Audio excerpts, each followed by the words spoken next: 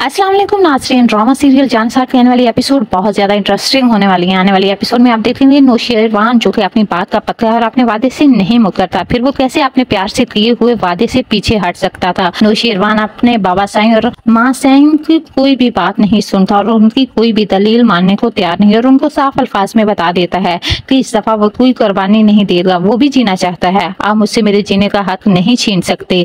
दूसरी तरफ नौशेरवान कशमाला को भी साफ अल्फाज में कह देता है कि उस पर कोई जोर जबरदस्ती नहीं, वो अगर इस रिश्ते से आजाद होना चाहती है तो वो 1 मिनट नहीं लगाएगा उसको इस बंधन से आजाद करने में। लेकिन कशमाला तो नौशेरवान से मोहब्बत करती है, वो उसको छोड़कर जाने का सोच भी नहीं सकती। उसको तो दुआ की किस्मत पर रश्क आ रहा होता है जिससे नौशेरवान प्यार करता है और उसके लिए कुछ भी कर गुजरने के लिए तैयार है। तो दूसरी तरफ जब नौशेरवान को गांव से वापसी पर देर हो जाती है तो दुआ दुल्हन बनी बैठे नौशेरवान का इंतजार कर रही होती है। दुआ के जहन में तरह तरह के ख्याल आ रहे होते हैं कि कहीं नौशेरवान भी सरफराज की तरह उसको धोखा देकर तो नहीं चला गया।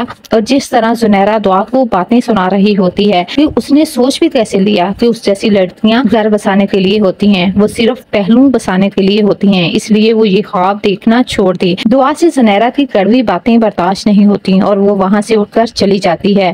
जब दुआ जाने ही लगती है तो उधर नौशेरवान पहुंच जाता है। नौशेरवान दुआ को कहता है उसने सोच भी कैसे लिया कि नौशेरवान गजनवी अपनी बात से मुकर सकता है और अपने वादे से पीछे हट सकता है। दुआ नौशेरवान की बातों से बहुत पुरसकून हो जाती है और फिर नौशेरवान और दुआ का निकाह हो जाता है। नौशेरवान बहुत ज्यादा खुश होता है, आखिरकार उसने अपनी मोहब्बत दुआ को हासिल कर लिया। नौशेरवान दुआ को इज्जत के साथ रुखसत करके अपने घर के लिए निकल पड़ता है और रास्ते में नौशेरवान की गाड़ी पर हमला हो जाता है और यह हमला कोई और नहीं बल्कि कशमाला ने करवाया होता है ताकि वो दुआ को नौशेरवान की जिंदगी में आने से रोक सके और उसका मकसद ही दुआ को खत्म करना होता है। वो किसी सूरत भी नौशेरवान को नुकसान नहीं पहुंचाना चाहती होती।